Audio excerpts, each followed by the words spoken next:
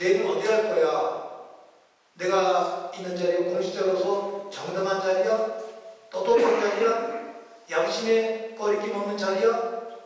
이렇게 묻고 계시는 거예요. 이거 그 설명 쓰다 보니까 교도가 이거 핑계잖아요. 알았어 하고 도망갔다는 그런 이야기가 나오는데, 성서의 해석은 바로 옛날 얘기가 아니라 오늘 살고 있는 우리들에게 묻고 있는 거예요.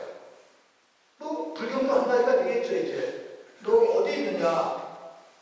이 자리가 바른 자리냐? 끊임없는 마틴부버의 그런 해석을 보면서 저도 옥살이 쉽지 않지만 여기 있는 자리에서 정화의 과정을 거쳐야 되겠구나 하면서 제가 이제 지냈던 그러한 작은 체험이 있습니다. 이제 그런 내용들. 그래서 순례하실 때 지금 내가 있는 자리가 어디인지, 어제 어디 있었는지, 내일 어디로 가야 되는지 끊임없이 자문하는 그러한 식의 내용들을 올릴 때 이 20여일의 순례 바로 묵상이 이제 기도가 되고 나 자신의 정화, 가정의 정화, 민족공동체의 정화, 또 이 정치 현실의 정화가 되지 않을까 이런 생각을 합니다. 이제 그래서 어떤 경계를 넘어서는 그러한 식의 자세, 그때 온 우주, 온 세계를 껴안는 큰 마음. 제가 이제 또 신학 공부할 때 테오르 셜백이라는 프랑스의 고고학자 신부님이 계세요. 그 신부님은 1940, 50년대 때 고고학을 연구하셔서 중국 그 산악 쪽 가서 연구하시고 이제 그러던 분이셨는데, 이분이 공부하시다가 진화론을 인정하신 거예요. 그래서 교수직을 박탈당한 거예요. 바티칸에서부터. 근데 그분이 예수의 회원인데 그러다가 돌아가셨잖아요. 미국에서도 아마 돌아가신 것 같아요. 그랬더니 바티칸도 무서운 게 맞아 다치잖아요. 딱 예수의 총장한테 공문을 내린 거예요.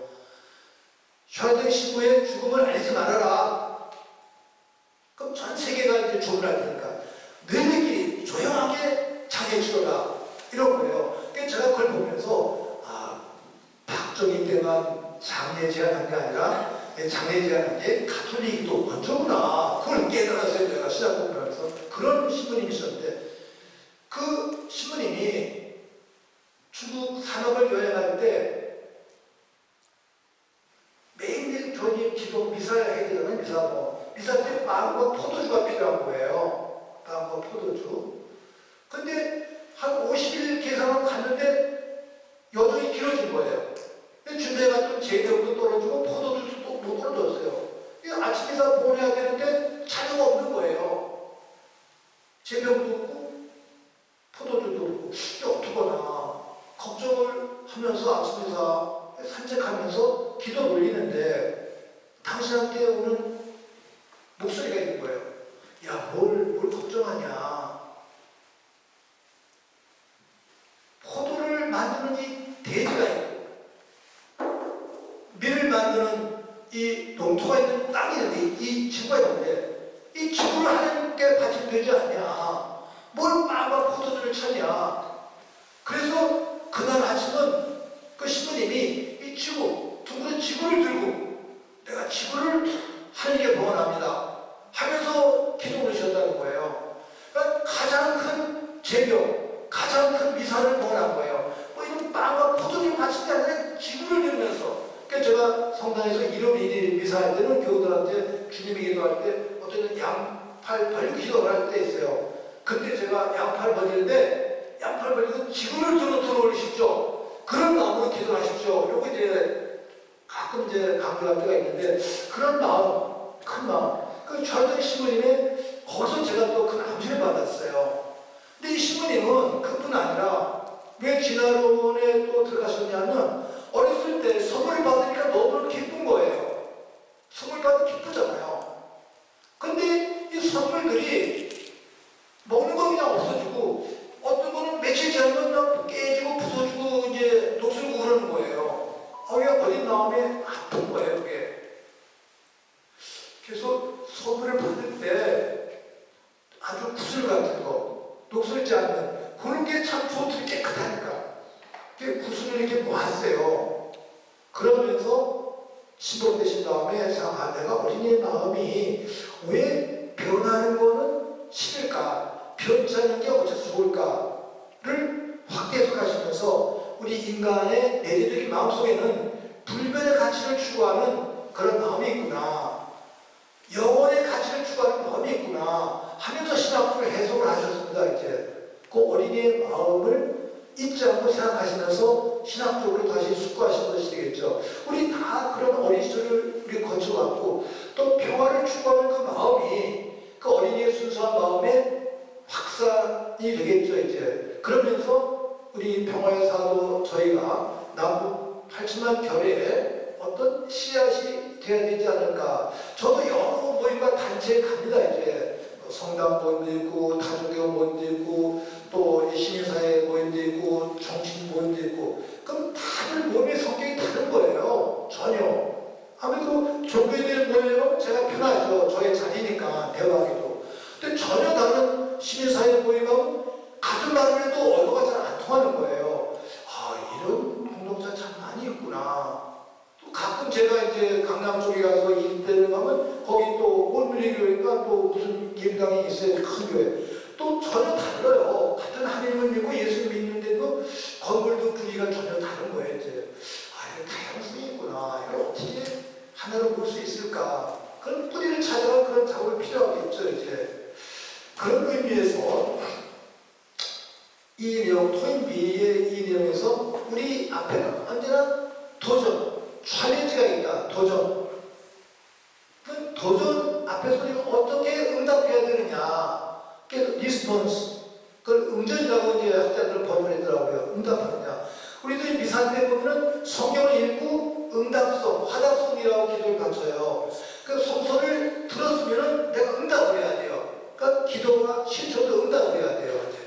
그래서 하나님을 찬미하고 이웃을 위해서 봉사해야 되는데 그런 응전할 때 응전에서 살아남는 게 너무 힘든 도전이 있으면 다 없어지잖아요.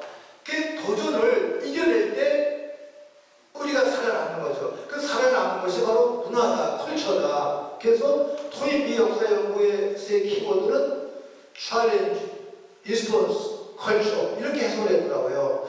그래서 저는 그 단어를 가지고 우리 신자들한테 성경 강의할 때 성경 말씀은 우리들에 대한 도전입니다. 하나님 말씀 도전하고 있는 거예요. 야, 제대로 살고 있냐? 너 그렇게 살고 있냐? 그럼 내가 응답을 해야 돼요. 그 말씀을 들었으면 뭐 불교 판단이가 되겠죠. 이제 선현들의 말씀, 부처님 말씀 또는 성서의 말씀 듣고 내가 반성도 하고 응답을 해야 돼요. 그럼 제대로 응답을 했으면 뭐가 바뀌어야 된다는 거죠. 이제 그런데 여기 목사님도 몇 분 계십니다만 제가 예동 목사님 여기 이제 일산에 계시는데 한 달에 한 번 정도 가끔 만나는데 저보다 이제 연배가 좀 위세요. 어떤 때 우리끼리 가까우니까 한 친구 세례받았다고 해서 변한 사람 봤어요? 저한테 그러는 거예요. 그래서 변하죠. 세례변해서 변한 사람 봤어. 똑같아. 하나도 안 변해서 그러는 거예요. 그래서 목사님 그러시면 돼요? 그러고 이제 저는 제가 얘기하면 안 되니까 내가 강론할 때 어느 원로 목사님이 이렇게 말씀하셨는데 우리 그리스도 신자들 정말 세례받았다고 해서 내가 변했는지 한번 반성합시다. 근데 안 변해요. 여기 스님들도 계신데 참 거룩하시잖아요. 스님들하고 우리 사제들이 제일 거룩할 때는 그 신학생 시절 수련기 때는 제일 거룩해요. 근데 신부가 되고 서원에 수도자가 되면 자기 삶 와요. 세상에 제일 고집쟁이가 신부하고 수도자라고 하잖아요. 이제 우리가 이제 종교인 여기 종교인 모임인데 7, 80명 종교인을 같이 했어요. 김상훈 목사님 같이 했을 때 이렇게 목사님 거기면 이제 원불교 교무님, 목사님, 스님 또 저희들 네 종교 단체가 모였어요. 한 예입니다. 이제 그래서 생사에서 돈이 필요하니까 각 종단에서 한 분씩 10,000원에서 100명 회원을 해서 100만원씩 다음 모임에 가져오셔야 됩니다. 이제 이러잖아요. 그러면 다음 모임에 저는 뭐 그냥 100만원 어디서 가져가 갖다 해요. 그냥 이렇게. 나중에 걷더라고. 스님도 그렇게 가져와요. 근데 목사님도 교무님들은 안 그래요. 거친 것만큼 당신이 30만 원, 50만 원 딱 가져오셔서 그거 다 내주고 그래요. 그랬더니 아니 안 돼요. 그러는 거예요. 그러니까 우리가 한꺼번에 나중에 거듭될 거 아니에요. 그래서 그렇게 되면 안 될 때가 있다는 거예요. 그래서 우리가 막 강의를 했더니 그 목사님들 말씀이 당신들은 혼자 사니까 혼자 다 결정하면 되지만 우리는 상의할 부인이 있어, 부인. 그러니까 양보하는 걸 배워, 우리는 양보하는 걸. 근데 스님들하고 신부들 양보할 줄 모르는 거예요. 그냥 나가 고집불통이야. 그걸 듣고 하긴 맞구나. 그래서 제가 은퇴하고 나는데 여기 수녀님 계신데 어떤 수녀님이 아주 친한 수녀님이에요. 이게 신부들 몇분 계십니다만 수녀님이 저도 그런 거예요. 은퇴하고 난 다음에 수녀 신부님 사제들 결혼하면 가정도 제대로 못 꾸릴 사람들 너무너무 많아요. 이러는 거 걱정이잖아. 그러니까 나 그거 쓸 거야. 쓰면 안 돼요. 쓰면 안 돼요. 그러는데 제가 변당했을 때 그런 얘기 안 하셨는데 은퇴하고 나니까 그 얘기를 하더라고요. 수녀님들이 이제 단순한데 스님들 또 우리 사제들 중에 꿰차가 많잖아요. 신념을 가지고 존대 양보할 줄 몰라. 이건 안 된다라는 거죠 이제. 그래서 그런 내용으로 이제 우리가 반성하면서 또 배우고. 그러나 고집이 있기 때문에 또 싸울 땐 좋아요. 목숨 걸고 싸우려고 그냥. 그러니까 뭐 70년대부터 60년대 때부터 저희들은 단순하게 막 싸우면서 여관이 왔잖아. 이제 이런 식의 내용들. 그런 내용들이 또 그런 분들이 또 순교를 더 빨리 해요 이제. 그런 내용들. 그래서 사실 순교자들을 심리적으로 보시면 그냥 고집불통이는 분들입니다. 이제 순교자들 이제 그런 내용들 이렇게 함께 우리가 묵상하면서 여러 각도에서 볼 수 있겠는데 이 전쟁과 분단에 대해서는 우리가 도전해야 돼요. 어쨌든지 이런 상황에서. 그런데 지난해 말과 올해 연초에 북한의 발표를 들으면 참 슬펐잖아요. 북의 헌법에 아주 남을 대한민국이라 지칭하면서 또 대한민국을 존중하는 게 존중이 아니라 남의 나라라는 거예요. 이제 민족이라는 말 안 쓰고 이 물질적 모든 전부 다 해체해버렸잖아요. 남북관계를. 그게 물론 우리들의 탓이죠. 이제 문재인 대통령의 좀 미숙함, 또 이 윤석열 정권의 이 무모함, 이게 이제 북한 정책 당국자들을 마음 상하면서 이제 안 되겠구나. 이제 민주당 개념을 안 쓰는 거예요. 저는 이게 오래 갈 것 같아요. 헌법에 넣었대잖아요, 북한에는. 근데 어떤 분들은 이거 또 저거 나 지금 강의하는데 저는 그렇게 생각 안 하고 이게 오래 갈 것 같아요. 왜냐하면 북은요, 김정일 혼자 하는 게 아니고 전문 집단이 있습니다. 이제 학자들. 그분들은 그 분야에서 죽을 때까지 연구하는 분들이에요. 그래서 국제사를 다 연구하고 남한의 정치사를 연구하면서 몇 대전부터 연구하고 이 남한과는 이 대화할 가치가 없구나. 끊어야 되겠다 하고서 결정하고 자기 할아버지 김일성 또는 그 아버지 김정은 그 사람들이 해놓은 것까지를 다 하고서 무시하고 넘어서고 남북 모든 걸 다 헐고 그러잖아요. 이게 엄청난 건데 또게 제가 다른 분들 통일운동가들 여쭤보면 또 바꿀 수 있습니다. 그러시더라고요. 편안하게 대답하시는데 저는 개인적으로 그게 쉬울 것 같지는 않겠다라는 생각이 들어요. 저 혼자 해석입니다. 이제 그런 내용들. 이게 참 심각한 건데 그러면서 또 저 해석은 심각하면서도 우리 옛날 삼국시대에 있었습니다만 뭐 역사로만 배우지 독립선계잖아요. 그러면 이 남북한도 이제 이국체제에서 다음 세대가 하면 할 수 없이 이제 가라질 수밖에 없겠구나 라는 어떤 도피적인 생각을 갖고 있는데 여기 계신 분들은 다 평화를 지향하신 분들이니까 그럼에도 불구하고 이거를 넘어서야 되겠다 이랬죠. 그래서 6.1 공동선언의 남측 준비위원회가 있는데 이거는 바꾼다는 거예요. 그럼 바꾸는 건 좋은데 다 해체했잖아요. 이제 남북 간의 관계. 그래서 제가 개인적으로 왜 북에서 그랬다고 해체하냐. 왜 통일 지향하는 거 가지고 있어야지. 제가 이렇게 주장했는데 제 주장은 그냥 장거리 같은 소리를 듣고 인정을 안 하시더라고요. 다 차근차근 해체하고 있는데 여기 계신 종교인들, 평화운동가들은 그걸 넘어서서 그럼에도 불구하고 넘어서서 평화를 지향해야 된다는 더 큰 가치를 가지신 분들로 제가 확신합니다. 이제 그래서 이 전쟁 분단 이런 적극적인 선택에 대해서 우리가 또 도전하고 또 새로운 응답을 청하면서 또 아름다운 그 결실을 만들어야 되지 않을까. 20여일의 이 평화 순례가 그런 작업이라고 제가 해석을 합니다. 이제 가장 중요한 게 평화를 지향하는 것이 우리의 목적이 평화 지향이 되겠습니다. 이제 개인과 가정과 공동체의 평화인데 이 평화를 지향한다는 것은 비무장뿐이 아니라 무기만 노는 것이 아니라 적극적으로 그거를 바꿔야 돼요. 농기구로 삶의 도구로 바꿔야 됩니다. 이제 회개라는 표현도 되고 전환이라는 표현도 되고 극적인 변화가 되겠죠. 이제 180도를 바꿔야 되겠다.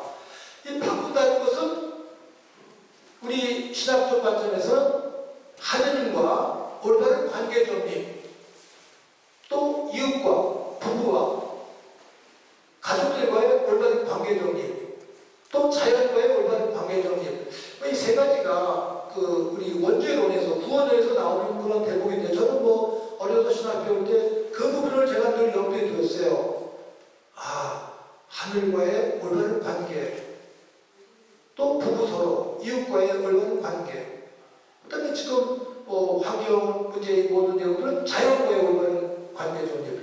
근데 이 자연에 대해서 여태까지 이제 학시작자들이 반성하는 것은 늘 서구 문화에서 자연을 지배의 대상, 착취의 대상으로 생각했다는 것이죠. 이런 면에서 불교는 자연을 생명체, 공동체 이론을 보니까 이제 큰 대화를 보니까 불교가 훨씬 그런 의미 속에서 아주 자연과의 그 관계 중에서 훌륭한 종교인 것 같아요. 이제 그런 내용들.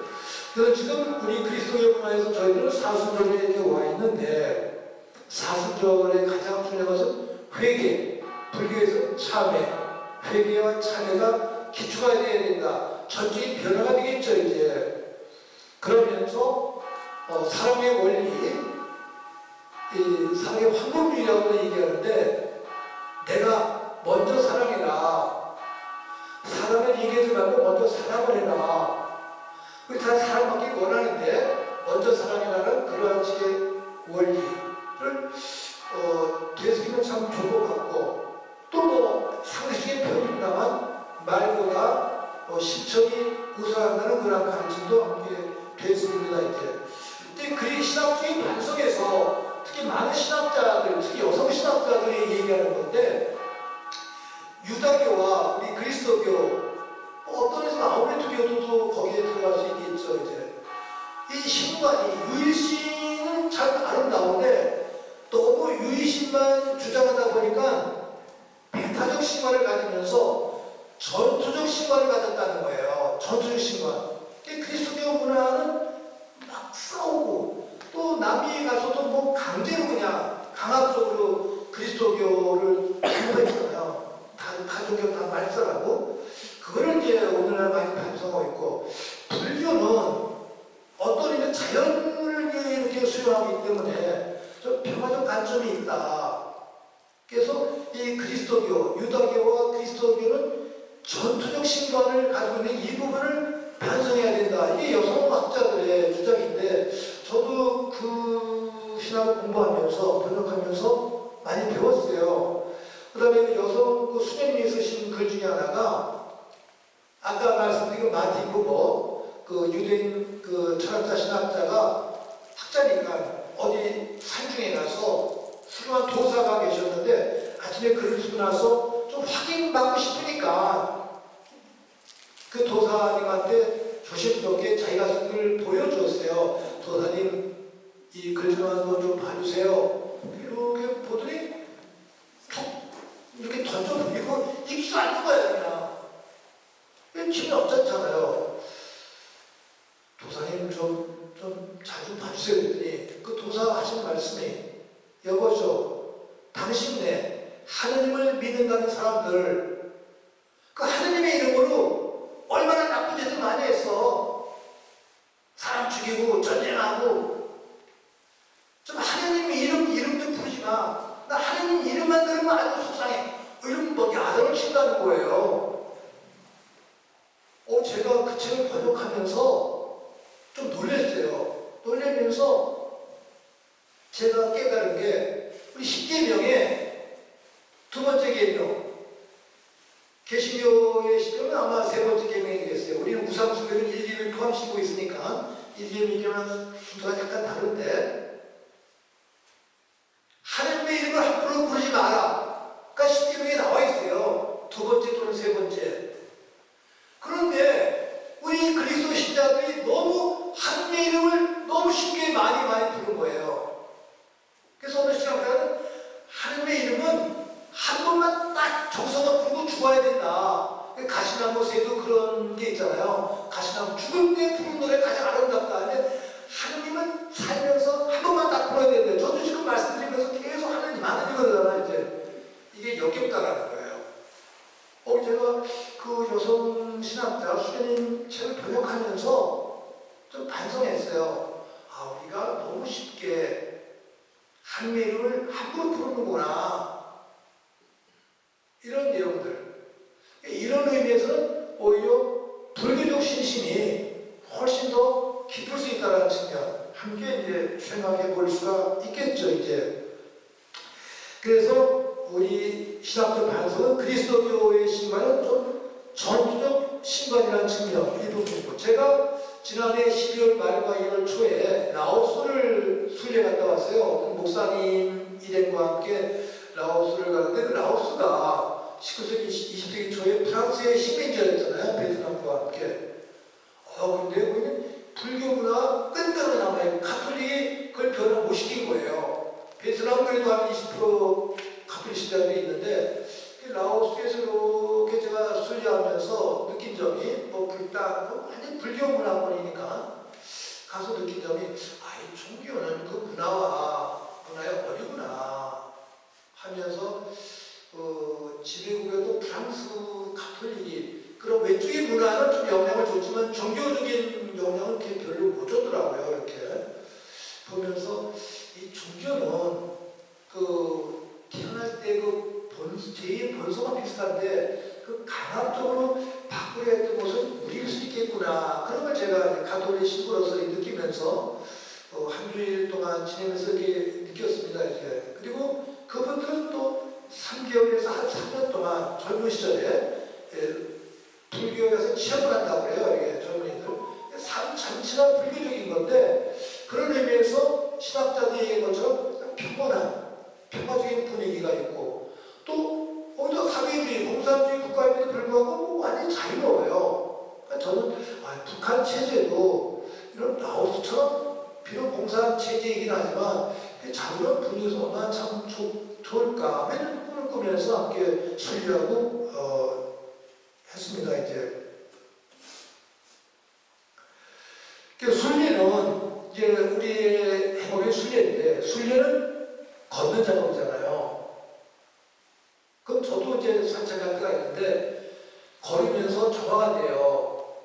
저도 아침에 이제 요새 많이 먹었으니까 걸을 때 하루 할 일을 생각하고 어제 할 일을 생각하고 기도하면서 정립되고 이렇게 되는 거예요. 그래서 걷는 해법 자체가 떠나가지고, 또 그 다음에 목적지로 가고, 끊임없이 걸어가면서, 그래서 우리 요새 산디에고 순례길, 여기 400km인데 거의 800km라고 또 하나 말씀하셨는데, 순례길인데 저는 그렇게 많이 못 걸어요. 제 체질상. 근데 이제 걸어야죠. 몇십 킬로 정도. 근데 이제 400km 여정이니까 이제 이 400km 걸으시면서 저는 개인 정화되시고 내적인 힘을 많이 얻으셨으면 참 좋겠습니다. 이제 그 다음에 우리 대중가요의 인생은 나그네 길, 어디서 왔다 어디로 가느냐, 60년대에 유명했던 대중가요인데, 제가 유학 시절에 그 노래를 들으면서 저 가사는 참 좋구나, 기도 제목과 같다, 이런 생각을 했는데, 인생의 길, 나그네 길을 생각할 수 있고, 또 모든 교구들이 인생 자체를 나그네 여정이라고 했어요. 잠시 왔다가 또 극락의 세계, 또 영원한 세계로 올라가는 것이다. 인생은 어디서 와서 어디로 가느냐. 우리 그리스도교 관점에서는 절대적 하늘길로 왔다가 다시 하늘길로 가는 것. 그래서 출발 신학, 귀환 신학이라고 이제 토마스 신학을 통합을 하고, 불교는 조금 이제 다른 관점에서, 제가 뭐 불교를 잘 모릅니다만 제대로 설명했더니 명진 스님이 신님 그거 해서 잘못한 거예요 또 그러는 거예요. 그러니까 내가 또 불교에 대해서 얘기 못하는데, 제가 배운 불교의 관점에, 불교는 스님들 이게 몇 분 계시는데 어디서 그걸 그렇게 묻지 않고 어디로 가는 것만을 이제 뭐 집중하신다고 그래요. 그랬더니 명진 스님 말씀은 그렇지 않습니다. 또 그러니까 내가 뭐 불교에 대해서 얘기할 수 없는데, 동국대학에서 박사과정을 들어가고 우리 신부님이 한 6년 동안 공부를 하는데 한 2, 3년은 너무너무 좋더래요. 신선하니까. 근데 3년 지나고 나니까 강의 못 듣겠다는 거예요. 그냥 교수님마다 이 그리스도교는 존재론적인 종속적인 종교다. 하느님이라는 절대적 설정해놓고 종속되어 있는 노예적 종교다. 이러면서 막 비판한다는 거예요. 그러니까 못 듣겠더래, 그 강의를 이제. 근데 불교는 내 스스로 성인이 돼야 되니까 나로부터 출발해가지고 되는 그런 의미에서 사실 그리스도의 관점에서 불교는 좀 두려운 종교입니다. 이제 그래서 마테오리치가 명나라 청나라 때 중국에서 선교할 때 불교 두려워했어요. 유교는 윤리도덕이야. 껴안으면 되거든요. 먹으면 되버리는 거야. 근데 불교는 무서운 종교예요. 그래서 마테오리치가 선교 정책을 할 때 뱀을 보유령을 한 게 마테오리치예요. 이태리 신부인데 머리가 좋은 신부죠. 그러니까 지금은 이제 우리가 저도 불교를 뵙니다만 스님들하고 우리는 친해요. 여기 목사님들 안 계십니까? 목사님들은 막 불당 가서 막 불상도 막 부시고 막 그랬잖아요. 우리는 가톨릭도 뭐 성모성 예성도 있고 천불도 있고 불당도 있으니까 다른 분들이 불교하고 천주교는 친합니다 그래요. 교리적으로는 안 그런 겁니다 사실은. 외형적으로만 그렇지. 또 스님들도 뭐 독신 사시는 스님도 계시고 저희 독신이고 외형적인데, 사실 내면적으로는 불교는 아주 무서운 종교라는 게 신학적인 해석이 되겠죠 이제. 그러나 뭐 제가 이제 만난 스님들 보면 어떤 이제 직구준 질문도 하고 그러는데, 우리가 만난 이제 스님들이 얘기해요. 전에 가면은 구렁이가 그냥 몇백 년 된 구렁이가 있대요. 그게 욕심 많은 주지가 죽어가지고 그 구렁이가 된다는 거야 이제. 목사님도 또 반성하셔요. 목사님도 설교하실 때 그 설교 준비 방 안에서 뭐 준비도 하시고 농담도 하시고 어떤 때 화토하고 막 그러신대요. 그런 거 설교하신다는 거예요. 그래서 각자 자기 주변 반성하니까 저도 신부라도 반성해야 될 거 아니에요 이제. 우리도 뭐 비슷해요. 근데 또 사제들에 이제 허구서 반성하는데, 종교인들이 모이면 자기 종교에 대해서 반성을 합니다 이제. 그래서 가장 중요한 게 예배 전에 첫 단계가 참회, 회개, 고백이잖아요. 고백. 그래서 이 순례 전 단계에서는 살아온 개인적인 삶에 대한 회개와 반성, 가족에 대한 반성, 민족 공동체에 대한 반성, 역사적인 반성, 또 정치적인 반성, 이런 내용들을 하시면서 하면 이 순례 자체가 아름다운 그 정화의 기도가 되리라, 이런 생각이 됩니다 이제. 그런데 인생은 나중의 길인데 우리가 서로 도와줘야 돼요. 근데 도와줄 수 없는 게 있잖아요. 꼭 나만 해야 되는 게 있어요. 내가 아플 때, 내 병, 또 내가 목마를 때 내가 마시고 내가 밥을 먹어야 돼요. 아무도 대신할 수, 나만이 해야 될 수밖에 없는 이런 내용의 의미를 좀 깊이 생각할 수 있겠죠. 그 누구도 대신할 수 없는 나의 것, 그게 또 하나님 앞에서의 속죄 기도가 되겠죠 이제. 그런 의미에서 순례하실 때 침묵, 집중, 반성, 성찰, 이 부분이 1단계가 되겠고, 그때 이제 그 다음 단계가 빛 속에서 살아가는 삶, 정화의 삶에서 하느님의 빛, 은총의 빛, 선조들의 빛, 뭐 이러면서 깨끗한 삶을 지향하는 그 지속적인, 근데 이것도 한 번이 아니라 지속돼야 되겠죠 이제. 그러면서 일치와 화합, 뭐 타인의 경지랄까, 어떤 경지에 올라갈 수 있는 그런 지역을 이 기간에 꼭 하시게 되겠죠 이제. 미국의 심리학자 아브라함 마슬로우가 얘기할 때, 이게 수행들이 이분을 많이 이용하셔서 저도 책을 보면서 배웠는데, 인간에게는 누구나 다 기본적인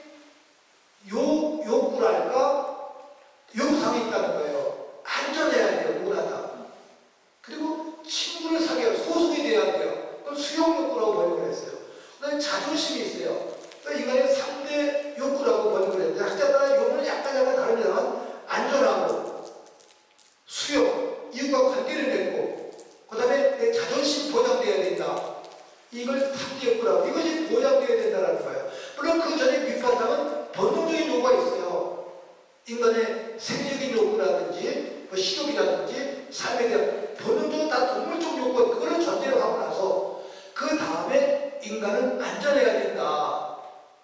그러니까 제가 그걸 보면서 그 말이 맞는 게 안전해야 기도가 되잖아요. 불안하면 기도가 안 되잖아요. 그 안전이라는 그것이 국가 정치적으로는 바로 국가 안보예요. 안보. 그래서 안보 보지 않습니까? 이제 안전해야 돼요. 안전한 다음에는 내가 이웃과 관계를 맺는 부부, 가족들, 친구들, 혹은 단체, 수용욕구가 있어요. 우리나라 같은 경우는 뭐 지역 인용 그런 데 사실은 나쁜 건 아니죠. 이제 내가 소속되는 거. 우리 교단 다.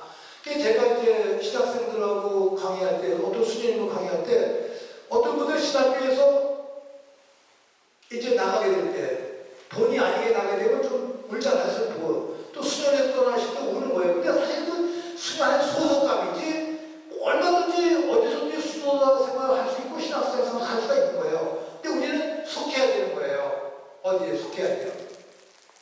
그게 이제 왕따라는 게 거기서 배제시키는 게 이제 아픈 마음이 되겠죠, 이제. 그럼 우리는 평화의 모임, 순리자 모임에 속해 있는 거예요. 세 번째는 자존심. 부부의 경우에도 자존심 그대로는 약하잖아요. 저도 그렇고 누구나 다. 여러 관점에서. 그게 3제국인데 이 세 개는 기본적인 요구인데 그 다음에는 자기 실현. 뭔가 이렇게 해야 돼요. 자기 실현, 자아 실현이 있어야 돼요. 여기서 실현은 끝나는데 우리 종교인이니까 자아 실현보다 더 큰 게 있다. 자기 초월. 자기 초월을 하지. 그게 희생과 헌신이 되겠죠. 어머니의 마음. 모든 어머니가 자식을 위해서 목숨 바치지 않습니다. 이제. 어떤 때 자녀가 위험할 때 자녀를 구하기 위해서 어머니는 자기 목숨을 던지시는 거예요. 뭐 자식이 버리는 어머니도 계시죠, 물론. 자기 초월이 있어요. 인간에게는 자기 초월의 능력이 있다. 그 자기 초월의 능력을 확인하는 과정이 이 종교적인 체험, 순례 과정 속에서 자기 초월을 우리가 확인하고 절대자와의 만남, 선조들과의 만남, 또는 신적 세계와의 만남을 체험해야 되겠죠, 이제. 그런 내용들. 저는 아브라함 마슬로의 그 심책을 보면서 여성 신학자 수녀님이 이걸 암시해주면서 심리학자 얘기하지 않은 그 다음 단계, 자기 초월을 지향해야 된다. 인간에게. 자기 초월이라는 말이 좀 쉽진 않은데, 제가 비유로 말씀드리면, 제가 로마에 있을 때 이제 시스템 성당, 미켈란젤로의 작품, 대단하잖아요. 천지창조 작품 같은 거. 저는 뭐 자주 가서 봤는데, 한 번은 70년대 말에 이화여대학교 미술대학 교수님이 오셨어요. 그리스도 신자 아니세요. 그분을 안내하라고 저한테 부탁했을 때 그분을 안내를 해드렸는데, 이분이 미술 교수니까 그 시신 성당은 천명을 보고 안 나오시는 거예요. 난 빨리 안내하고 가서 그냥 공부를 해야 되는데, 그냥 1시간, 2시간 안 나와. 답답하잖아요. 저를 막 부르더니, 신부님, 이 천정아 이거요. 이거 사람이 그린 게 아닙니다, 이거. 이거 하느님이 그린 겁니다. 막 이러는 거예요, 그분이. 그러니까 저는 그 그림 보고 노는 게 아니라 그분의 감탄을 보고 노는 거예요, 나는.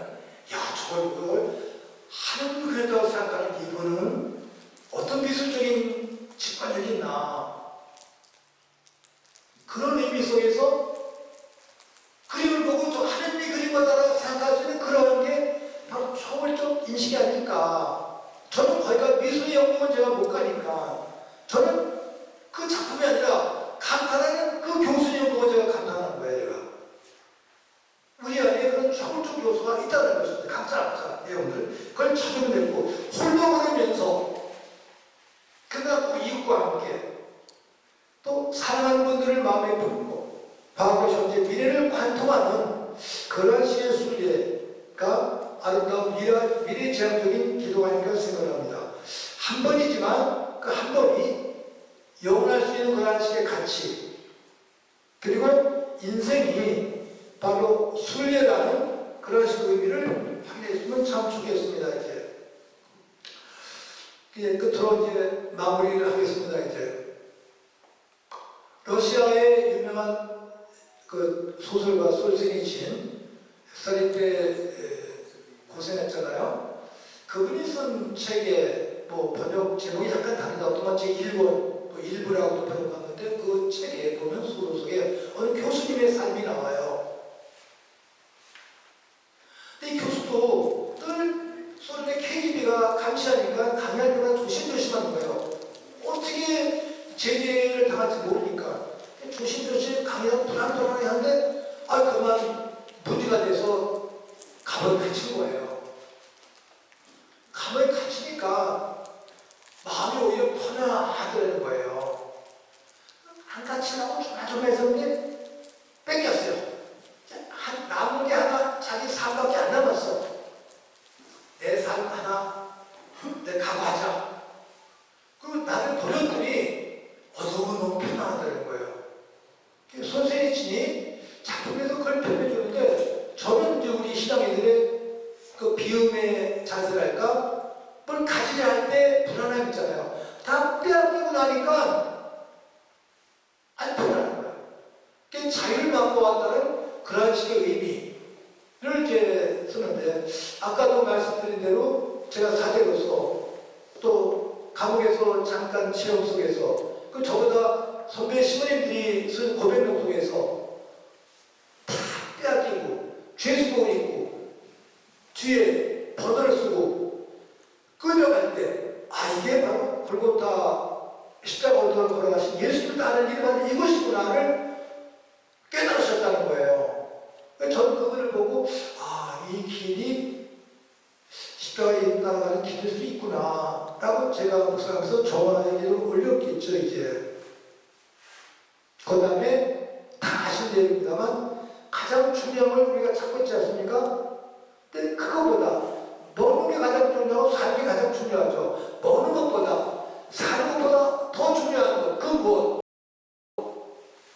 무엇을 찾고 지향하는 분들이 종교인 또는 신앙인이지 않을까 생각합니다. 이제 아까 말씀드린 대로 어머니의 그 초월적 행업, 우리 안에 내재되어 있어요.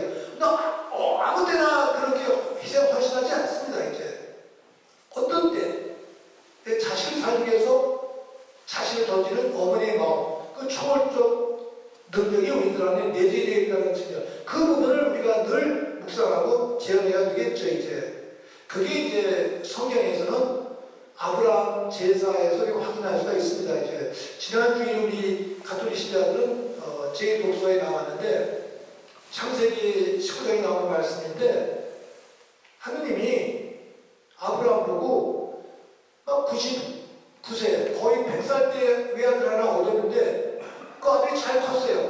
근데 그 아들이 제물로 바치라는 거예요. 그러니 그 아들을 제물로 바치라는 그 하느님을 과연 믿을 수 있는가? 마르틴 루터와 키에케고는 싸우는 거야, 하느님하고. 그런 하느님을 어떻게 믿을 수 있냐? 막 싸워. 그러나 절대자의 요구니까 응답하지 않을 수 없고, 그 아들을 데리고 가는데 장작더미 짊어지고 불태워서 번제물 바쳐야 되는데, 중간 대목에서 이 사람이 질문하는 거야, 아버지한테. 아버지, 우리 지금 하느님한테 제물 바치러 가죠? 그래. 근데 제물 태울 장작은 내 등에 있는데 제물은 어디 있어요? 라고 질문하는 거야, 아버지한테. 그러면 아버지가 그 제물 너다 이렇게 얘기하면 그 어떻게 돼요? 그 질문이 쓰라린 질문인데 하느님께서 마련해 주시겠지. 그리고 데리고 올라가서 그 아이를 묶고 장작도 메고 칼로 치게 할 때 천사가 칼을 딱 막으면서 아브라함아 그 아이에 칼을 내지 말아라. 내 믿음이 하느님께 인정되었다. 그리고 아들을 살리고 옆에 관여했던 그 약을 제물을 바쳤다는 창세기 19장의 이야기가 나와요. 어렸을 때 감동적으로 들었던 이야기인데, 제가 신학 배울 때는 교수 신부님들이 그런 하느님을 과연 믿을 수 있느냐, 하느님과 싸워야 된다는 거예요. 루터도 싸웠고 케이크도 싸웠어요. 그런데 그 해석의 여러 가지 관점이 있습니다만, 그 해석의 첫 번째는 그 당시에 인육제, 우리 신청제에도 그런 게 나옵니다. 마음에 나고 또 멕시코에도 그런 게 있어. 사람을 제물로 바쳤다는 거예요. 그 인육제는 나가야 된다라는 어떤 성서적인 선언이 있다라는 것이죠. 이제 인형질이 좀 나갑니다라는 그 가나안 시대의 풍습을 끊어버린다는 그런 의미도 하나 있고, 두 번째는 더 중요한 내용인데, 하느님이 아들을 요구하는 것이 아니고 그 아들을 빼앗기는 아버지와 엄마의 마음이 얼마나 아픈지를 체험시키는 거예요. 제가 그 성경이 나오면 우리 신자들한테 아들이 제물을 바칠 수 있으세요? 여러분 전부 다 못 바친다고 그러세요. 근데 어떤 외교관 모임인데 어떤 분은 내가 질문도 하기 전에 막 이러시는 거예요. 그냥. 그래서 저분 참 성격이 대단하구나 그러고 이제 있었는데, 그 다음 주간에 갔더니 그 어머니 외교관 부인이에요. 신부님, 제가 한 일 동안 신부님께 그렇게 대답한 게 너무 마음에 걸렸어요. 질문도 끝나기 전에 마음 못한다고 마음을 쓰게 마음에 걸렸어요. 그러는 거예요. 그래서 그분의 그 심성, 인간성이 다시 왔구나 반응하게 되는데, 그 대목에서 중요한 내용은 그 독일의 신학자의 해석입니다. 이제 인간에게는 3차원의 관계가 있는데, 아까 말씀드린 본능적인 요구가 있다면 본능적인 요구, 우리가 뭐가 있어요. 그런데 그 본능을 제기하는 도덕적인 또 가치가 있어요. 인간에게는. 근데 도덕도 넘어서는 종교적인 차원이 있는 거예요. 그래서 본능적 차원, 도덕적 차원, 종교적 차원, 이 3단계로 설명하는데, 아브라함이 저도 이렇게 설명을 합니다. 이제 예를 들어서 어떤 어머니가 가난하기를 안고 있어요. 이 아이가 막 울어요. 그 옆에 사과를 달라고 막 우는 거예요. 그럼 사과 하나 아이한테 주면 되는 건데 안 줘요. 절대로 엄마가 안 주는 거예요. 그럼 내 마음을 모르는 제 3자는 어디가 그렇게 우는데 왜 그걸 안 줄까? 주지. 의아심을 갖는다는 거죠. 근데 이 엄마는 이 어린이의 본능적 요구, 먹고 싶어하는 어린이 요구를 알지만, 이 어린이는 어제 사과를 먹고 체했어요. 사과를 먹으면 안 돼요. 알아. 그러니까 아무리 본능적으로 어린이가 울고 짖지만 엄마의 도덕적인 판단이 그걸 잘리는 거예요. 딱 안 주는 거예요. 그럼 내 마음을 모르는 제 3자는 엄마 잔인하다 그런다는 거죠. 이제. 그럼 도덕적인 가치는 본능적인 요구를 늘 제기할 수가 있는 것이다. 우리 인간은 도덕적인 삶을 살고 있는데, 이 도덕적인 삶을 넘어서는 또 다른 세계가 종교주의 세계라는 것이죠. 도덕을 넘어서는 세계, 신과의 관계. 그럼 도덕적인 잣대로 판단이 안 된다는 것이죠. 이제 그런 의미에서 신적인 요구, 도덕을 넘어서는 아들을 제물로 바쳐라는 종교적인 요구에 응할 수밖에 없다는 거예요. 이게 신학자 해석인데, 그런데 실제로 하나님이 아들을 제물로 요구한 것이 아니라 종교 교육이라는 거예요. 아들을 빼앗기는 아버지의 마음이 얼마나 아픈지 아느냐? 아프잖아요. 그걸 체험시킨 다음에 인류의 구원을 위해서, 속죄를 위해서 당신의 아들 예수님을 세상에 보내주셔서 십자가에 못 박혀 돌아가시게 하셨다라는 해석. 그 이삭은 십자가를 지고 갈바리 언덕에 올라가는 그 소년 예수의 또는 청년 예수의 전편하는 거죠. 이게 이제 독일 신학자의 해석인데, 저도 그 설명을 들으면서 그 해석이 일리가 있구나. 그럼 언제든지 더 높은 차원의 가치가 그 아래 차원의 가치를 능가할 수 있다는 의미가 되겠죠. 그게 공동체라는 게 그런 거 아니겠습니까? 공동체의 가치가 사익을 넘어서야 된다라는 그런 관점에서 우리가 이해할 수 있겠다. 그럼 여기 오신 우리 순례자들은 그런 공동체의 가치를 늘 우선하는 그런 가치를 가지고 지행하시는 분들이 아닐까 이렇게 생각을 하면서, 이제 종교의 그 위선을 떨쳐버리고, 우리가 한다고 종교의 그 다 정해질 수 없겠습니다만, 그러나 누군가가 그 정화의 길로 나서야 되겠죠. 그 선구자의 역할을 해주시고, 그 다음에 단독자 역할을 해주시고, 그 다음에 우리가 죽으면 불교의 설명을 조금 다룰 수 있겠습니다만, 이 그리스도 쪽 관점에서는 죽으면 절대가 하늘 앞에 나가는데 벌거벗은 없어요. 엎드려야 돼요. 그 부끄러운 그 과정이 정화의 과정이다.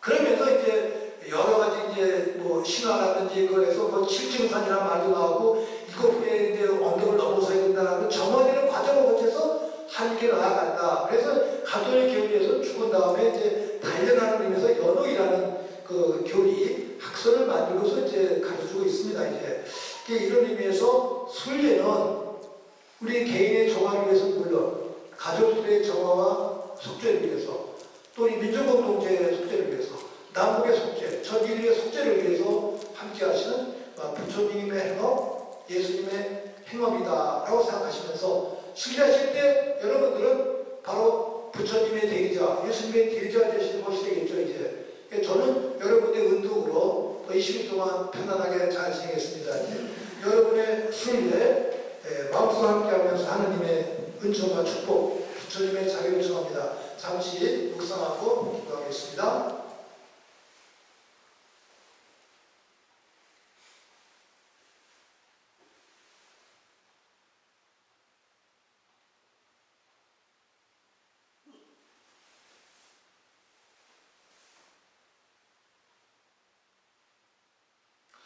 저희들은 늘 어딘가로 향하고 늘 움직이고 있습니다. 한 곳에 정착하지 않고 늘 새로운 자리로 찾아가는 여정, 인생의 여정이 바로 구도의 여정이기도 합니다. 이 시대에 평화를 위한 순리를 통해 나 자신의 삶을 되돌아보며 개인의 정화와 성화, 가정공동체 정화와 평화, 그리고 민족공동체 평화와 화해, 세계 인류의 평화와 또 복을 위해서 함께 기도하겠습니다. 순례하면서 평화의 사도 또 부처님, 예수님이 되면서 아름다운 삶의 길잡이 등불이 되겠습니다. 21의 여정을 아름다운 봉헌제물로 받아주십시오. 그리고 저와 가정과 민족공동체와 세계를 정화시켜 주시고 평화를 주소서. 이 모든 것을 성령 안에서 예수 그리스도를 통하여 드리나이다. 아멘. 부처님께도 감사합니다. 고맙습니다. 아멘. 함께 다시 또 인사드립니다.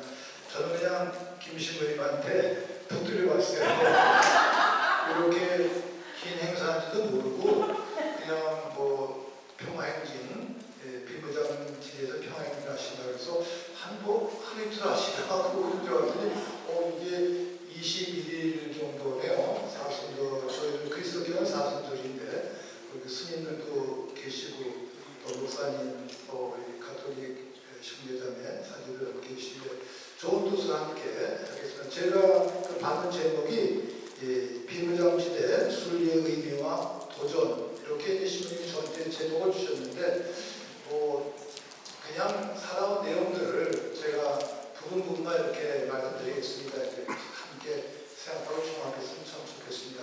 종교가 좀 다르니까 그냥 마음속으로 각자 침묵기도 잠시 올리고 시작하겠습니다. 묵상합시다.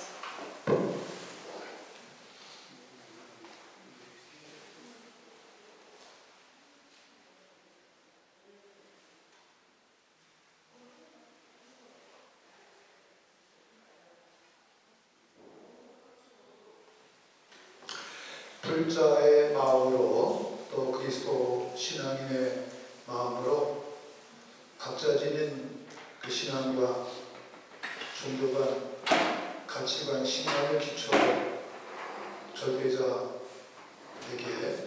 기도를 올리면서 정화의 과정을 거쳐 성장하고 또 개인의 성화와 공동체 평화를 위해서 함께 노력하겠습니다.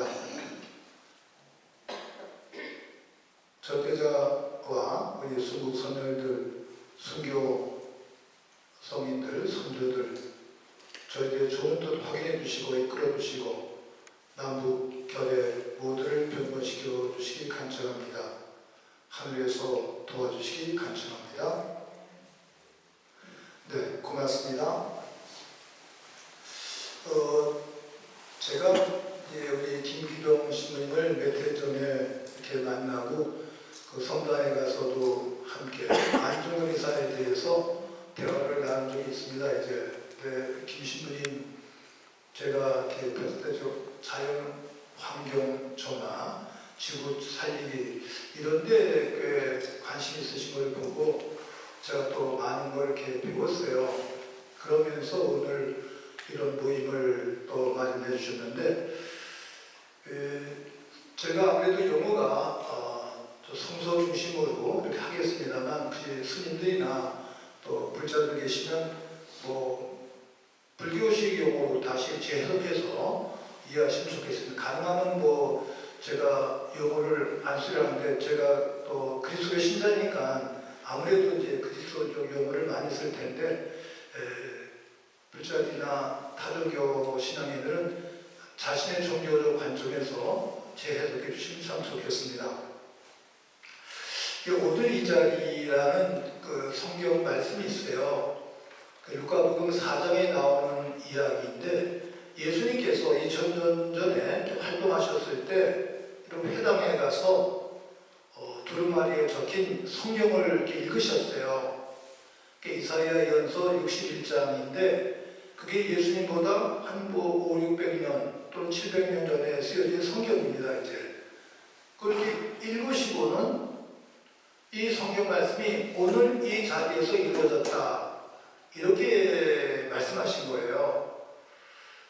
600년 전에 성서 작가가 쓴 그 내용을 600년 후에 읽고 오늘 이 자리에서 이루어졌다. 오늘 이 자리, 오늘과 이 자리 그게 이제 그 이사야서나 루카복음의 핵심인데 우리 오신 분들 모두 오늘 이 자리의 의미를 주제어로 생각하시면 참 좋겠습니다. 이제 종교인의 모임인데 뭐 각자 자리에서 신앙 안에서 또 종교적 관점에서 해석을 하실 텐데 저의 한계는 아까 말씀드린 대로 또 그리스도교 제가 신앙이니까 또 그리스도교적 신앙에서만 제가 바라볼 수 있습니다. 이제 그런 한계를 또 불자들이나 가톨교 신앙인들은 또 자신의 종교적 관점에서 더 넓게 해석하시면서 확대하실 수 있겠습니다. 이제 우리들의 공통점은 21세기를 살아가는 한국인이죠. 지금 이 자리에 모인 저희들은 우선 한국인입니다. 그런 의미에서 어떤 의미에서 민족은 종교보다 우선합니다. 이제 종교도 이제 소속감이 있는데 종교를 넘어서는 그 가치가 우리들에게는 민족이라는 가치예요. 저는 그 신학 공부하면서 또 우리 국사 공부하면서 특히 우리 독립운동하시는 분들을 만나면서 제가 깨달은 게 신학 교과서에서는 종교가 민족보다 우선한다 이렇게 우리가 배웠습니다만 그 종교도 사실은 민족의 개념보다는 하위 개념이에요. 종교보다 더 우선하는 가치가 우리들에게는 민족이다. 이 부분을 우리가 깊이 좀 생각해 볼 필요가 있지 않을까. 남북의 일치와 화해를 지향하는 그 뜻도 여기에 있습니다. 이제 이런 내용들 우리가 뭐 일제시대 때 우리 가톨릭의 경우에 프랑스 사제들이 삼복했기 때문에 완전히 프랑스 사제들의 종속이 되면서 일제 굴복했어요. 뭐 신사참여도 하고 이란문에서 기도도 하고 헌금도 하고 또 군대 나가라고 하고 1936년부터 1945년까지 명명성당에서 매일 순교자 정신으로 철저하게 충실하라 이렇게 신부들이 강론하고 가르쳤습니다. 이제 이거 사실 반신앙적이죠. 이제 저는 명동 성당에 갈 때마다 참 아름다운 성당이지만 일제 지배를 받았을 때는 썩은 가르침이 이 성당에서 이루어졌었구나. 예수님이 세상에 처음 오셨을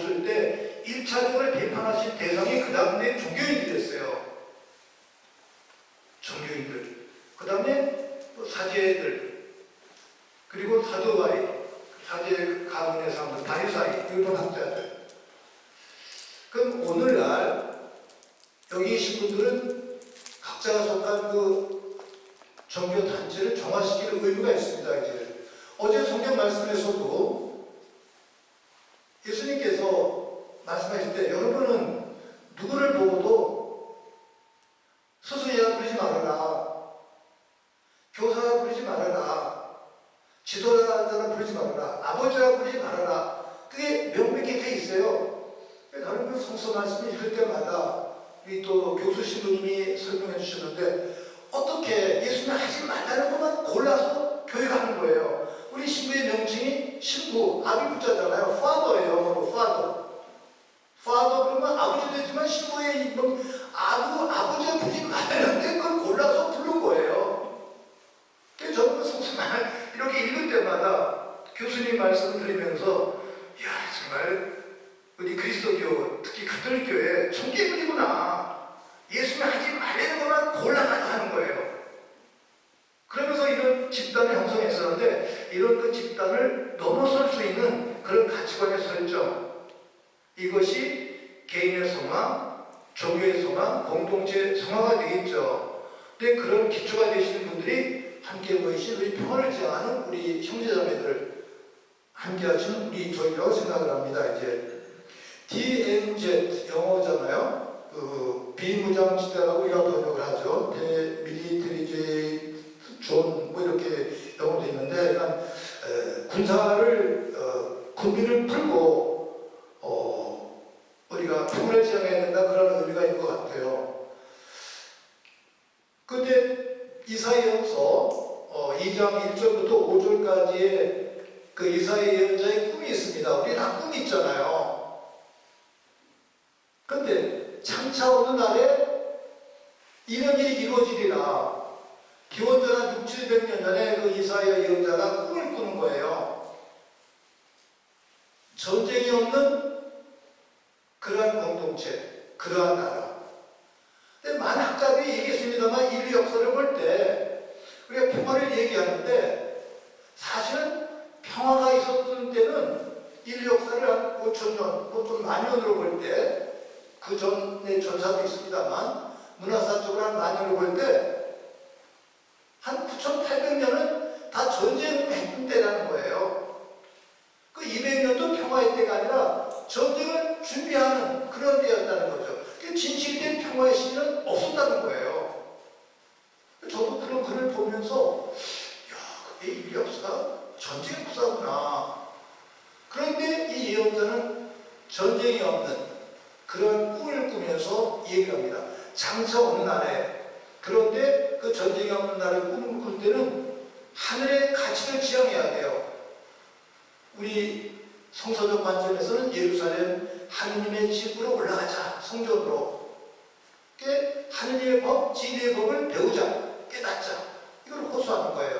그러면서 어떤 마음의 준비가 되겠죠. 올라가는 자세. 그래서 칼을 부으셔서 보습을 만들고 또 창을 깎아서 낫을 만들어라. 그래야 비 속에 살아갈 것이다.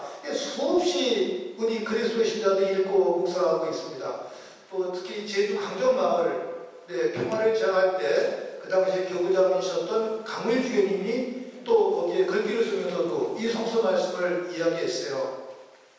가장 작은 그 베들레헴이 우리 인류의 구세주의 탄생지가 되셨듯이 가장 작은 섬, 그 제주가 평화의 온상이 되었으면 참 좋겠다. 그런 영혼을 또 말씀하셨었는데, 그럼 어디까지나 기도하고 이상이 되죠. 현실은 뭐 냉혹합니다. 이제 해군기지 다 설정되어 있고, 또 아무리 반대했지만 문정현 신부님 지금도 머물러 계십니다만 한계가 있는 그런 상황이죠. 이제 저희들도 처음에 좀 관심 가졌다가 하도 오래 가니까 지쳐서 이제 못 가요. 지금도 열심히 가는 수도자, 신앙인, 사제들도 계십니다. 이제 그런 내용들.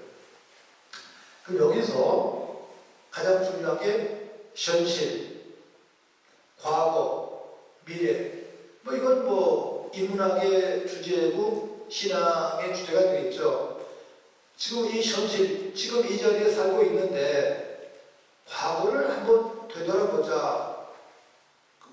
과거에 대한 나름대로의 올바른 평가를 합니다. 이제 그 평가의 가치를 가지고 아름다운 미래를 꿈꿔야 된다, 설계해야 된다.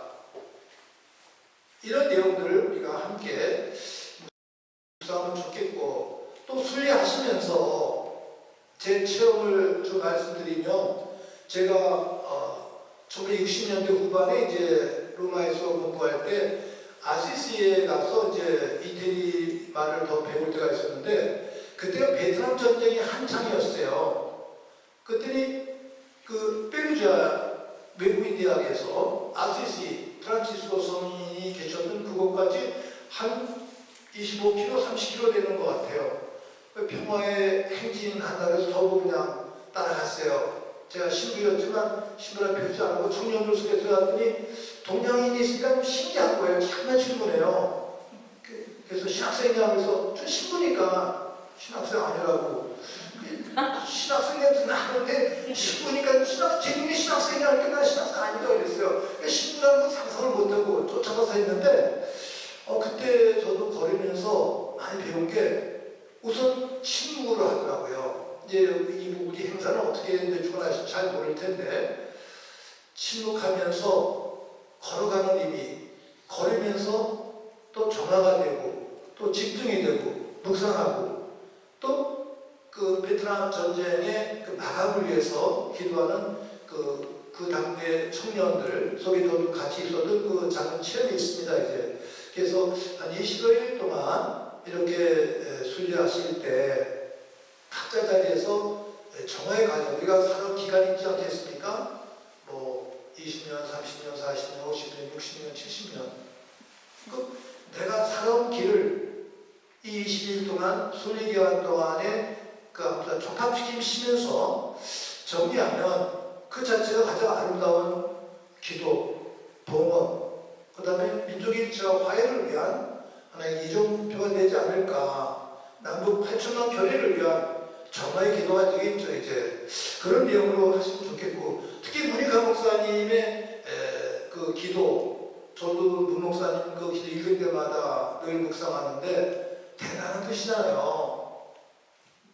1월 달에 이제 돌아가신 지 그 30년 행사를 했어요. 저희들이 문화공원에도 가고 또 우이동에 있는 그 현대박물관에서 이제 전시를 지금까지 우리 7월까지 하고 있는데 문 목사님이 그 꿈을 꾸신 거예요. 꿈.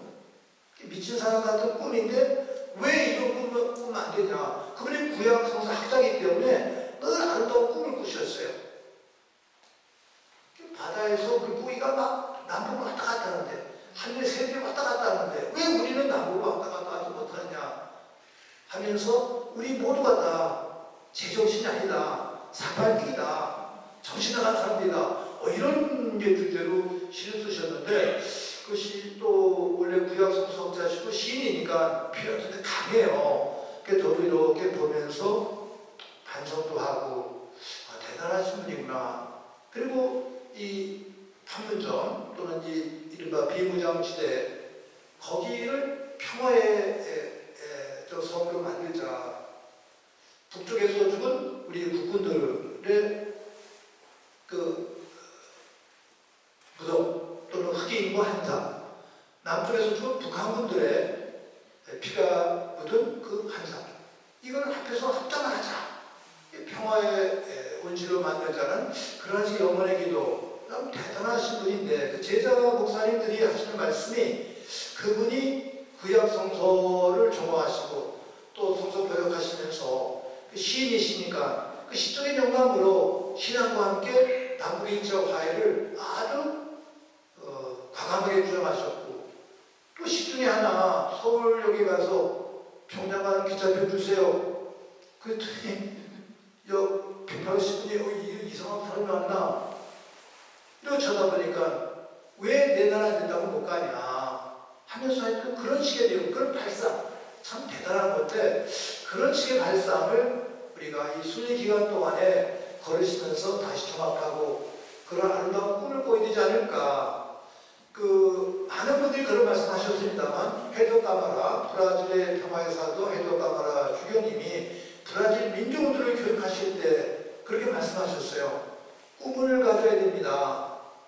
한 사람이 꿈을 꾸면 그 꿈은 한 사람의 꿈일 뿐이지만 모두가 같은 꿈을 꾸면 그 꿈은 현실이 됩니다.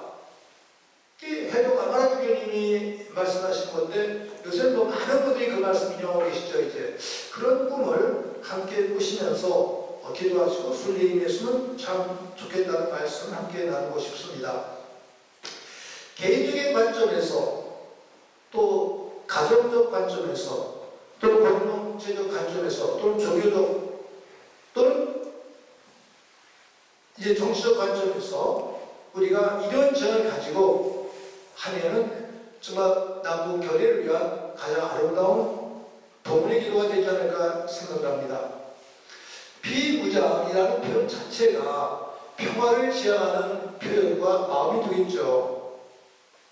온갖 다툼, 싸움, 갈등을 포기하고 또 중지하고 그 다음 단계로 향하자라는 그런 호소이기도 합니다. 그런데 이 종교적 또 수도교 관점에서는 또 싸워야 될 때가 있어요. 자기와의 싸움, 본능과의 싸움. 그래서 모든 수도교의 첫 번째 과정은 극기 아닙니까? 저도 신학교 생활에서 늘 그걸 배웠죠. 극기. 우리 그리스도교는 이 사수들이 바로 극기의 때입니다. 이제 제 동창 사제가 하나 있는데 아주 담배를 많이 피우시는 분이에요. 그냥 한 하루에 한 갑 정도 담배 피우는 분인데 신기하게 사순절 제수요일이 되면 딱 담배를 끊어요. 부활달 이제 한 47일인데 부활날 하면 부활 미사 끝나자마자 담배를 피우는 거예요. 그러니까 제가 아버지 끊어라 그러면 아이고 그만큼 끊었는데 뭐 그 신기해요. 그분은 이제 중학교 때부터 신학교에 들어왔던 분이고 저는 고등학교 때 들어갔는데 이렇게 만나면 제가 놀리기도 아버지 그러는데 그런 식의 마음가짐 우리 가톨릭 신자들은 뭐 그렇게 분류는 됩니다만 요새 또 21세기에는 이런 국기의 개념이 조금 약화되어 있어요. 제가 뭐 신학교에 가도 그렇고 수녀원에 가서 강의도 그렇고 이제는 그런 부분이 없고 또 우리 그리스도교 가톨릭 신자들은 매 금요일날 고기 안 먹게 돼 있거든요. 금요일이라고 해서 그래서 뭐 밖에 가면 다 국기가 있으니까 잘 조금 느슨합니다. 이제 그런 내용들이 느슨한데 보면 이제 어려운 나라, 우리나라 지금 잘 살잖아요. 우리도 어려울 때는 신앙이 막 그냥 불붙었어요. 근데 지금도 뭐 베트남이나 우리보다 어려운 아프리카나 이런 나라는 신앙이 막 불붙어 있어요. 동유럽, 옛날에 동유럽 같은데. 근데 문화가 발전되고 경제가 발전된 그리스도교 국가는 하락기래요. 성당에 젊은이들이 없어요. 다 할머니, 할아버지들. 그리고 젊은이들은 어디 있습니까? 운동장, 골프장, 영화관 이런 데만 가는 거예요. 그래서 신학자들이 요새 이 서구 그리스도교의 한계가 왔구나 또는 더 넓은 종교의 한계가 왔구나 이렇게 또 지적하는 분들 계시는데 그런 식의 사조를 또 뛰어넘는 분들이 여기 계신 평화의 사도들이 아닐까라고 생각을 합니다. 이제 자기와의 싸움 특히 토인비 역사 연구를 쓴 토인비는 그런 얘기를 했어요. 모든 종교의 공통점 그거는 이제 그리스도교나 불교 또 이슬람교 이건 이른바 고등종교라고 하면서 그런 의미를 높이 평가하면서 그 모든 종교의 공통점은 극기다. 극기. 첫 번째 극기. 그 다음에 한 번 극기는 누구나 다 할 수가 있어요. 근데 그걸 지속을 해야 돼요. 계속해야 돼요. 죽을 때까지. 반복해야 되겠죠, 이제. 그래서 수련인데 지속해야 된다. 그리고 그 다음에 불교교의 극락 세계, 우리 그리스도교의 뭐 하늘나라 또는 천국, 천당을 영원하는 자기 실현, 자기 완성의 아름다운 꿈을 신하는 건데 이렇게 세 가지 관점에서 토인비의 역사학자니까 모든 종교를 그렇게 이제 압축을 했습니다. 이제 그래서 저는 토인비 제가 이제 읽으면서 제가 이제 사제로서 배운 거는 문학사니까 제가 동의할 수 없는 내용도 많이 있습니다만 전체를 배운 거는 그분이 학자들이 그렇게 압축을 했는데 인류사를 하나로 보는 거예요. 우리가 자기 나라 다 지역사, 국사가 있습니다. 이제 근데 그런 국사는 역시 이기적인 관점이 있으니까 이 지구 세계를 민족사적 관점, 문화사적 관점에서 보자. 지구를 한 역사를 보는 거예요. 또 캘리포니아를 방문했다가 암치를 받았다고 써 있는데 이분이 경비 비행기를 타고 높이 올라가니까 동서를 가로질렀던 그 럭키 산맥 위에 가니까 동서가 동시에 보이는 거예요. 한눈에. 밑에 있을 때는 전혀 저쪽을 알 수가 없는데 높이 올라가야 되겠구나. 그건 국경도 없지 않습니까? 그래서 한눈으로 높은 곳에서 지구를 바라볼 때 이 지구의 역사, 인류사가 하나의 역사다. 그러면서 이제 문화적 구별을 하면서 뭐 한 20개의 문화를 이제 구별하면서 해석을 했는데 초창기 작품에는 우리 한국 역사가 중국의 예속된 문화로 기록이 되어 있어요. 그러니까 저도 한국인이니까 읽으면서 조금 좀 섭섭했는데 후반기에 어떤 분한테 자극을 받았는지 한국사가 중국의 예속된 문화는 아니고 독립적인 독자적인 역사다라고 또 재평가를 해준 거예요. 그러니까 저도 한국인이니까 또 기분이 좋은 거예요. 저도 뭐 토인비가 평가에서 뭐 있는 게 없고 없는 게 있는 건 아니겠습니다만 저도 그걸 읽으면서 그렇게 보는구나 했는데 제가 거기서 배운 거는 높이 올라가서 봐야 되겠구나.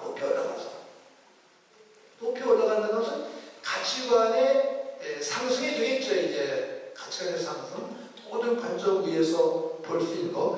높은 곳에서의 깨달음 또는 한눈으로 전체를 볼 수 있는 보편적인 시각, 국가의 경계를 넘어서는 가치. 그건 톨스토이가 그래서 썼어요. 톨스토이 평화주의자거든요. 평화운동가서 사실 톨스토이 100년 때 러시아에서는 기억을 잘 안 해요. 왜냐하면 부담이 되거든요.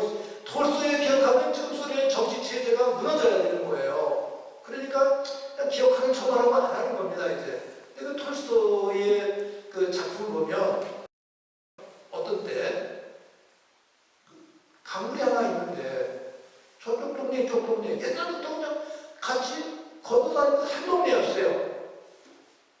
근데 어느 날 나라가 생기면서 이 강이 국경이 되어버린 거예요. 이게 막 건너다니는 그 강을 건너다닐 수가 없어요. 어느 날 건너갔더니 경비병들이 제지하면서 어디서 왔느냐? 여권을 보여달라. 너 어느 나라냐? 이렇게 막 거문하는 거예요. 나 저기 건너편에서 왔다. 너희들 황제가 누구냐? 나다. 여기는 옛날부터 내가 왔다 갔다 하는 동네다. 이런 국경 만든 거를 타파한 운동을 벌린 게 톨스토이예요. 그래서 톨스토이는 국가체제에도 싫어했고 또 톨스토이는 우리 카톨릭에서도 싫어했어요. 이런 종교의 모든 체제를 막 부수는 분이기 때문에 1960년 이전에는 톨스토이의 모든 작품이 카톨릭에서는 금서였습니다. 저희도 어렸을 때는 톨스토이 작품을 못 봤어요. 허락받고 봐야 돼요. 그런데 문학 시간에, 국어 시간에 선생님들이 톨스토이와 도스토옙스키의 작품을 읽고 오라고 독학으로 숙제해 주시는 거예요. 그럼 우리는 가서 허락 맡아야 돼, 시부님한테. 우리 지금 10년대 가서 선생님 숙제가 방학 때 톨스토이 작품을 읽고 토스토이 작품을 읽고 독학을 써내는 건데 저희들이 읽어야 되겠습니다. 과면 주십시오. 그때 과면을 주시는 거예요. 그때 우리 영어 선생님이 지금 제주에 은퇴하신 김상열 주교님인데 그분이 허락을 주고 나서 그 다음 시간에 라틴어 시간과 영어 시간에 들어오셔서 우리 고등학교 2학년 시절이에요. 그분은 문학도 좀 공부하신 분이거든요. 여러분들이 무슨 톨스토이와 도스토옙스키를 읽으면 알아듣겠어? 이러고 무시하는 거예요. 근데 우리가 어리지만 자기가 10불하고 그거 가지고 잘하고 이러는데 그 얘기는 쫓겨나잖아. 말 그러면서 그 톨스토이와 토스토예비의 작품은 신학을 공부하지 아니한 사람은 이해할 수 없다. 이렇게 강의하는 거예요. 속으로는 뭐 자기가 신부라고 뭐까지 신학도 배웠다고 뭐까지 소설 읽는데 뭐 그걸 이런 거 이제 투덜투덜지만 말을 못합니다 이제. 그리고 이제 방학 때 뭐 2달 방학인데 학생들이 숙제 잘 안 하잖아요. 그냥 이렇게 내일 모레가 계약이야. 그럼 읽어야 돼. 발표인데 뭐 대화가 어떻게 긴지 그냥 남녀 이야기는 좀 재미가 있지만 너무 길으니까 대충 읽고서 이제 두꺼운 소설 내요. 그때 우리 국어 선생님이 이석구 선생님이라고 그 형님이 이석구 극작가 50년대 KBS의 유명한 그 방송 극작을 썼던 이석구 선생님이세요. 물론 이제 친일 문학가로 이제 불과되어 있긴 했었습니다만 그분 동생이신데 이석구 선생님이 저희들이 고등학생인데 존경하는 거예요. 내가 여기서 강의도 같지만 여러분들은 미래 사제가 될 분이 아니냐. 그러니까 난 여러분을 존경한다. 그러니까 고등학교 시절에 선생님이 존경하니까 또 황성한 거예요. 각서게 해주세요. 신부가 될 사람이니까. 이러면서 이제 강의를 듣는데 그 선생님이 우리가 열심히 읽지도 못하고 대충 쓴 그걸 가지고 하나씩 읽으시면서 또 평을 해주시는 거야. 이거 더 죄송해요, 이제. 그때 러시아에 그분은 꼭 소설 읽는데 명작만 읽으라고 이제 권하셨어요. 저희는 고등학교 시절에 그런 명작을 보면서 또 톨스토이와 토스토옙스키의 그 세계관, 종교관, 우주관을 보면서 좀 많은 것을 배우게 되었었는데 그리고 나서 제가 이제 뭐 신학도 배우고 조합하고 감옥에 있을 때 그걸 다시 보게 된 거예요. 감옥에서는 다른 책은 좀 어려워요. 근데 이제 소설은 조나하고 다른 세계로 가니까 꿈속의 세계로 러시아도 가고 옛날도 가고 막 가니까 너무 좋거든요. 그럼 문희감 목사님 이제 우리 재판관도 같이 가면 또 서로 대화를 나눠요. 문 목사님은 저희보다 대선배시니까 그럼 이제 서로 보고 얘기를 하는데 그때 그 소설 읽으면서 고등학교 시절에 그 신부님께서 이 소설을 신학을 배우지 않는 사람은 이해할 수 없다는 걸 깨달았어요, 제가. 그렇구나. 거기에 인간의 모든 문제, 정치, 경제, 사회, 문화, 또 하느님과 신과의 싸움, 이런 얘기 다 있는 거예요.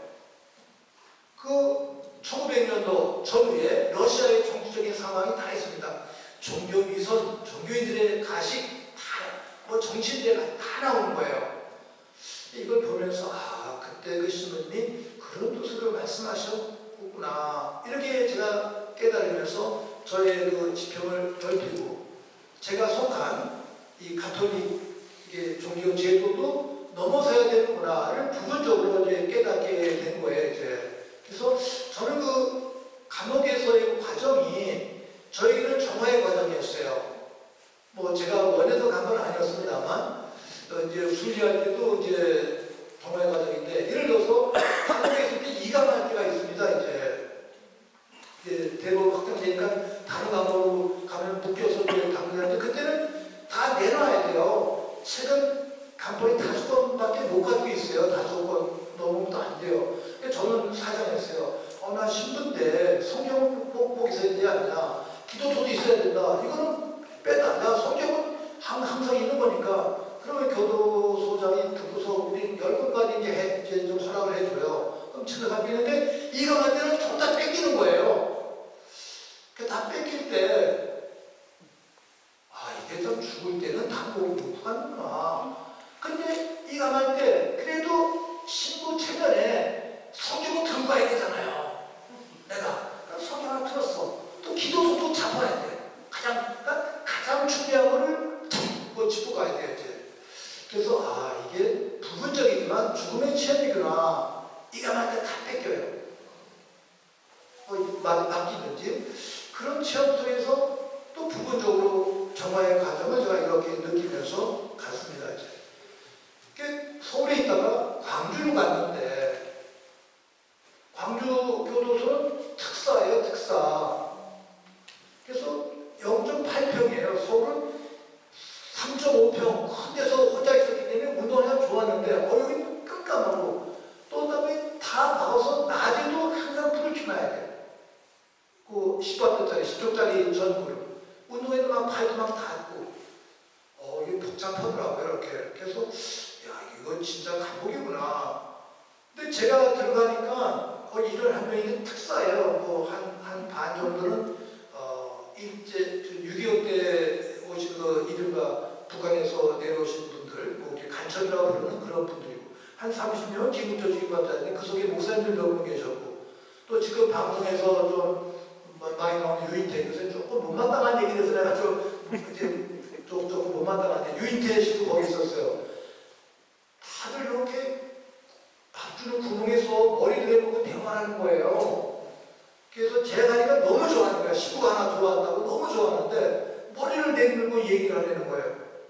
근데 머리까지 내밀고 얘기가 좀 그렇다고 해서 아예 그냥 얘기해요. 그러고 이제 이렇게 했었는데 그때 유인태 의원이 그 당시 이제 대학원생이었죠. 유인태 씨가 저보고 신부님 빠삐형 영화 보셨어요?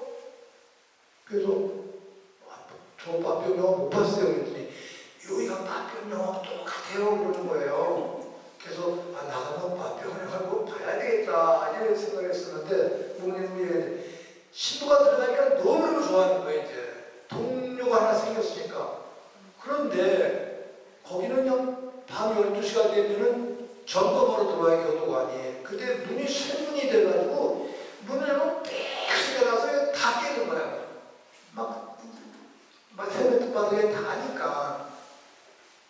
그러고는 위에서 문 열고 이렇게 창문 열고 플래시로 눈을 비치는 거예요. 하나씩 이렇게 툭툭툭툭.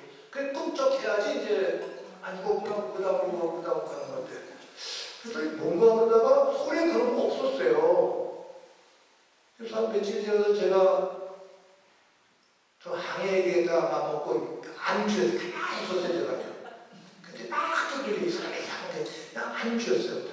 이 사람 죽었나 보더니 막 전화 걸더니 비상 열쇠 가져와서 문을 확 여는 거예요. 이제 확 열 때 제가 소리를 있는 대로 다 질렀어요. 그냥 어떤 놈이야! 그러고 그냥 잠잘 때 고문이나! 그러고 그냥 막 소리 막 지르면 다 깼잖아요. 그러니까 교수관이 이런 미친놈이나? 그러고 이제 갔어요. 그래서 제가 그 다음날 소장 면회 청해가지고 어디 판결문에 밤 12시에 잠자는데 플래시를 눈에 붙이고 확인하는 곳이 어디냐 판결문에 이거 인권 침해다.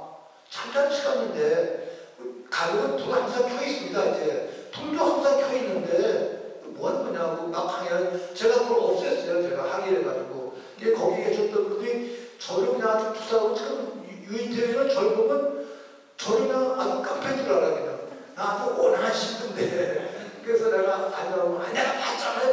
이러고 계속 거예요. 그분이. 그리고 거기서 이제 한 달 반쯤 있다가 또 다 이감시켜서 공주로 와가지고 이제 공주에서 이렇게 있었던 저희 감옥에 처음 있었는데 공주에 오니까 거의 일제시대 때 건물이었어요. 목적을 보니까 빈대가 너무 많아가지고 거기 바퀴벌레 제가 처음 봤어요. 바퀴벌레라는 거를 보고 눈에 뭐 탁 닫아서 야, 이 감옥이 진짜 감옥이구나. 그러고 이제 소장한테 좀 호소했어요. 그러니까 신문지를 얻어가지고 이제 보니까 빈대는 다 쫓겨갔는데 다른 병으로 다 갔겠죠. 이렇게 그들이 고생했던 그런 층인데 그런 고통의 과정 속에서 정화의 의미를 부분적이지만 제가 처적하고 그때 마틴 부버라는 독일의 유대인 신학자의 글을 읽으면서 성경에 아담과 하와가 죄를 짓고 숨었잖아요. 자기들 알몸인가 알고 부끄러워서. 그때 하나님께서 아담아 너 어디 있느냐라고 부르시면 크게. 그러니까 그 교도관이 와가지고 짓궂게 마틴 부부에게 질문을 해요. 교수님은 성서학 박사시죠? 한 가지 질문이 있습니다. 하나님은 다 아시죠? 그런데 아담과 하와가 죄를 지었으면 숨었을 때 여러분 가서 잡으면 되지 왜 아담아 너 어디 있느냐고 크게 부르셨어요. 그게 무슨 뜻이에요? 이거 질문한 거예요. 이제 교도관이. 그러니까 마틴 부부가 이렇게 쳐다보고 있다는데 맞습니다. 하느님이 아담과 하와가 숨었을 때 아담아 아담아 너 어디냐고 부르셨죠. 그 5,000년 전에 아담을 부르신 그 하느님께서는 지금 교도관 당신을 두고 계시는 거예요. 교도관 너 지금 어디 있어? 너 어저께 어디 있었어?